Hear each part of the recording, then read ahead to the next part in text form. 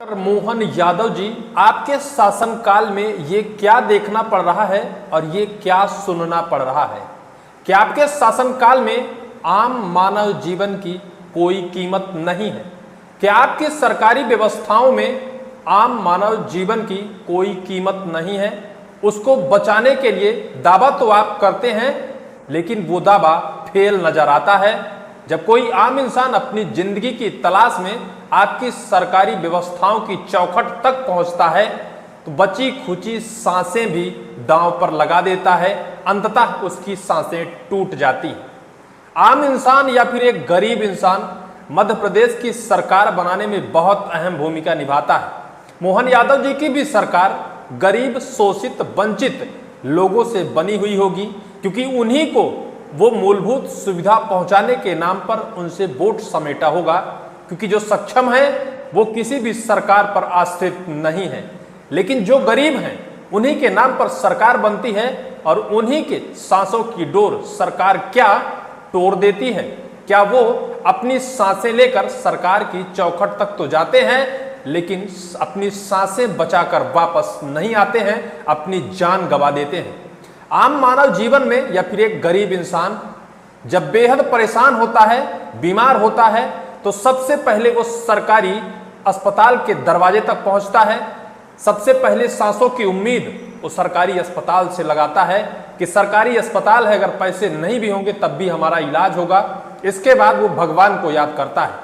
लेकिन सरकारी अस्पताल में जीवन की उम्मीद लगाए एक गरीब पहुंच तो जाता है, लेकिन वहां जीवन के बजाय मौत मिल जाती है। वजह यह है कि मोहन यादव जी आपके सरकारी अस्पताल में, जो आपके फर्जी डिग्रीधारी अस्पताल में डॉक्टर्स हैं, जिनको ना तो ABCD पता है, ना तो ऑपरेशन पता है, बस वो नोट की खनक सुनते हैं और बस नोट चाहिए उनको, और उसी नोट की खनक की वजह से एक आम इंसान की जिंदगी चली जाती है।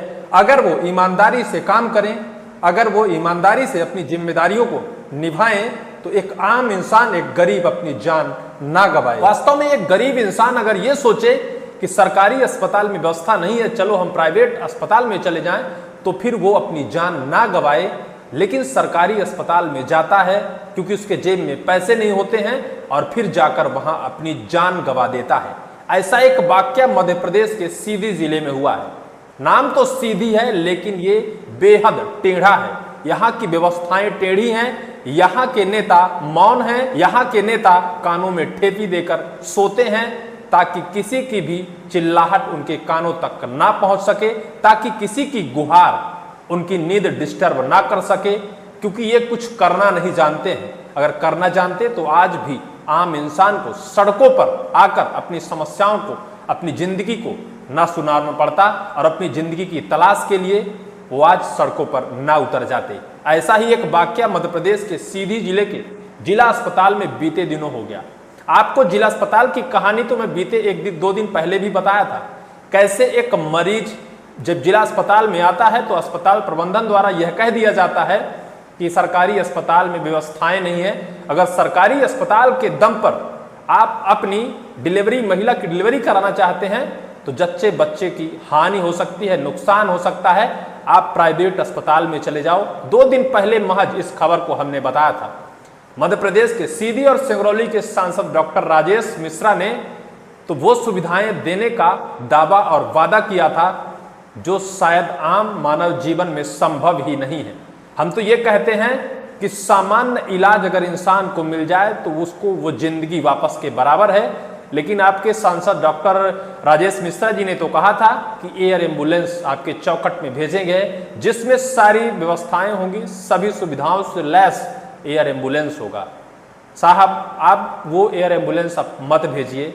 सिर्फ आप अपने बगल में बने जिला अस्पताल के चौखट तक चले जाइए और सिर्फ इतना पूछ लीजिए कि जब कोई प्रेग्नेंट महिलाएं यहाँ आती हैं, उनकी जिंदगी किस तर्ज पर बचाई जाती है, किस तर्ज पर उनके साथ बिहेव किया जाता है। नॉर्मल डिलीवरी थी, अगर नॉर्मल डिलीवरी थी तो इस दौरान चीड़फाड़ करने की क्या जरूरत? अच्छा, ये सबसे बड़ा विषय होता है कि चीड़फाड़ का विषय आ रहा है। चीड़फाड़ मामले में कई बार ये परिजनों का आरोप रहा है, हम तक भी आरोप आता है, बताते हैं लोग कि वहाँ चीड़फाड़ के नाम पर पैसे लिए जाते हैं। और पैसे जब लिए जाते हैं तो ऐसे में परिजनों के नाम पर चीड़फाड़ करके, अब चीड़फाड़ के दौरान जब नॉर्मल डिलीवरी इन्होंने नस काटी होगी और नस के दौरान कोई नस ऐसी कट गई जिससे ब्लीडिंग ज़्यादा हुई, और ब्लीडिंग जब ज़्यादा हुई तो महिला का ब्लड ज़्यादा चला गया, 4 यूनिट ब्लड चढ़ाया गया।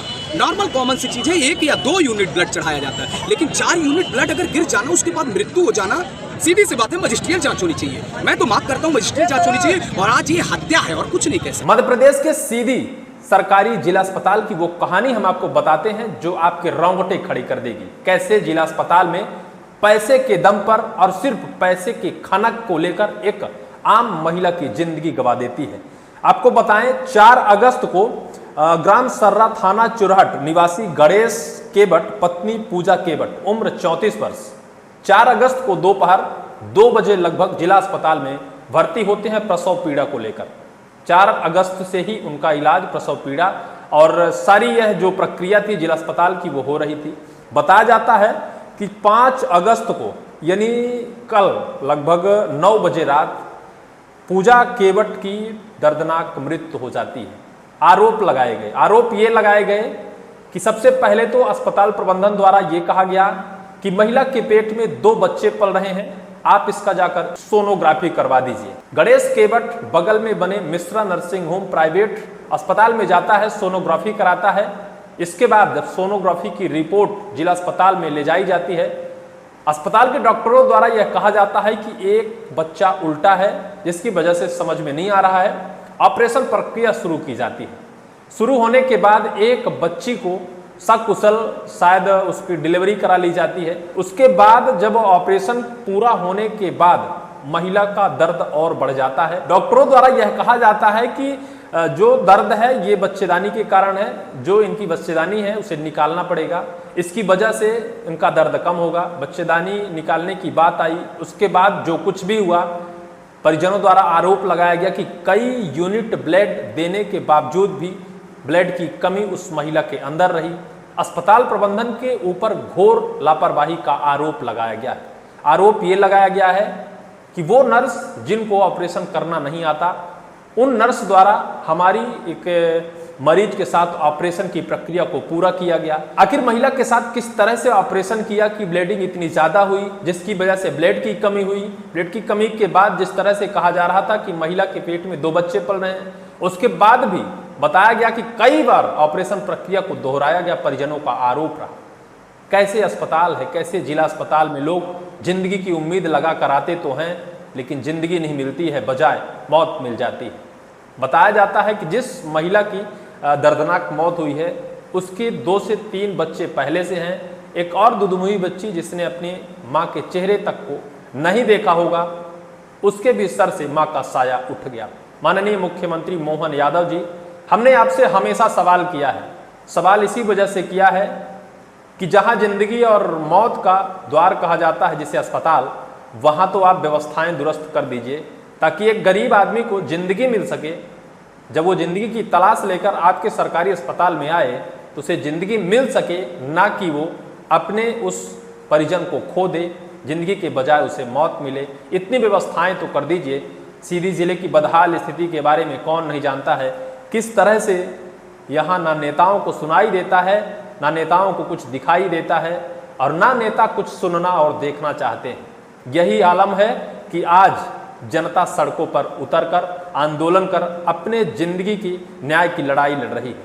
परिजनों द्वारा रात में ही चक्का जाम कर आंदोलन किया गया, कार्यवाही की मांग की गई। कहा यह गया कि हमारे साथ तो हो गया, किसी और के साथ ऐसा ना हो। उसके बाद थाना कोतवाली सीधी में FIR भी दर्ज कर ली गई है और इसको लेकर जांच भी शुरू कर दी गई है। लेकिन जांच सिर्फ शुरू की जाती है, जांच का परिणाम आखिर क्यों नहीं आता? क्योंकि जांच का अगर परिणाम आ जाए तो निश्चित तौर पर यह पूरा कारनामा बंद हो जाए। पैसों का खेल जो सरकारी अस्पतालों में चलता है वो बंद होना चाहिए। आम जनजीवन की जिंदगी से खिलवाड़ नहीं होनी चाहिए। हमारा यही निवेदन है माननीय मुख्यमंत्री मोहन यादव जी से। इस पूरी वीडियो को लेकर आपकी क्या राय है, कमेंट सेक्शन पर जरूर लिखिएगा।